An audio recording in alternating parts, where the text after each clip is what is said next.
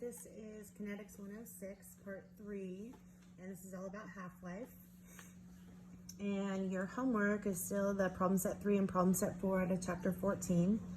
And just as a quick review, we want to remember that we're looking at single reactant reactions, and that integrated rate laws deal with the concentration of the reactant at different times. So they show the concentration of A as a function of time. Okay, so that was our really quick review. And we're gonna kind of introduce a new idea here. Let's suppose a reaction starts with 100 grams of a substance A.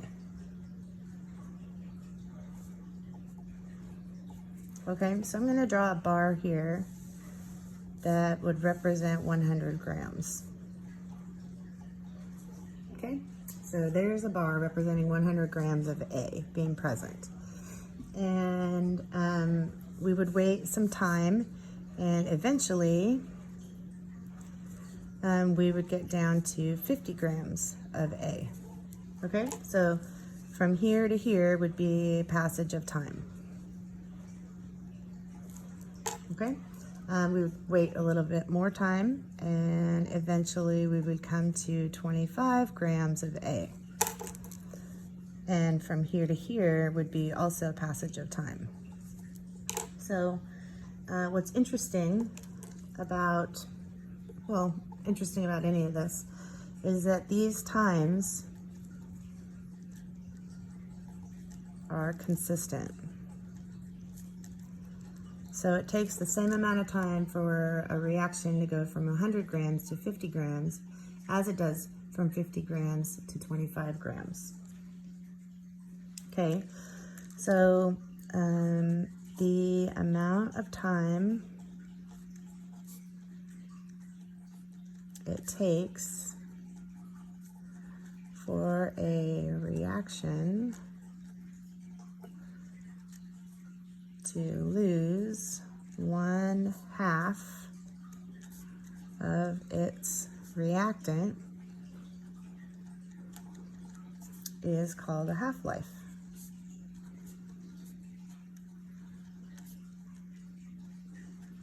And it doesn't matter if you're going from 100 grams to 50 grams or 50 grams to 25 grams. You could even be going from 25 grams down to 12.5 grams. And that amount of time won't change. It will always be the same. So half-life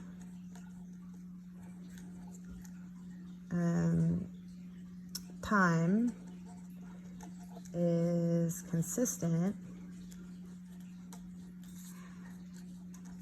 for any given reaction,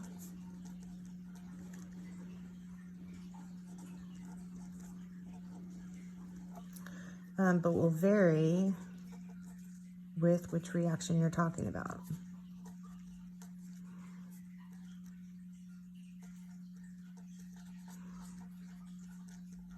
Okay, so one reaction might have a half-life equal to 2 seconds, where another one might have a half-life equal to 5,000 years.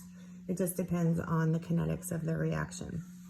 Okay, and the other thing we want to also recognize is that at half-life, we could say that A sub t is equal to 0.50 A naught. So that just shows that the concentration at half-life is equal to 1/2 of the original concentration. Okay, and each each type of integrated rate law has its own half-life equation. So we're going to say each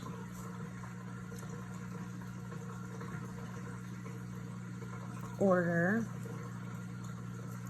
has its own half-life equation.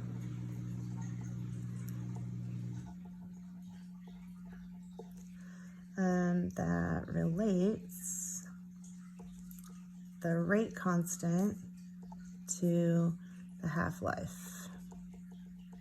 Okay, and from here on out, we're going to say t sub 1/2 is going to represent the concept of half-life, t sub 1/2.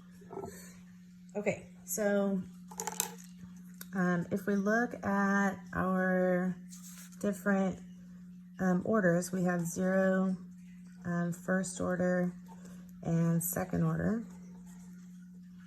And our half-life for the 0 order is going to be t sub 1/2 is equal to concentration of A at time t equals 0 over 2 times the rate constant. So there's your half-life equation for the 0 order. For first order, the t sub 1/2 is equal to natural log of 2 over k. So far we've got this guy, and we got this guy, and then our second order, kind of squished here, but t sub 1/2 is equal to 1 over the rate constant times the initial concentration. Okay, so with all of these, it's important for us to recognize that the half-life is related to the rate constant, and in 0 order, it's also related to how much we started with. With first order, it's only dependent upon the rate constant, and in second order, it's also dependent on the rate constant, but it also includes the value of A naught. So we're going to do a couple of examples with this in part 4. So get ready for part 4. Yay! Okay, thank you. Hope you're having a great day.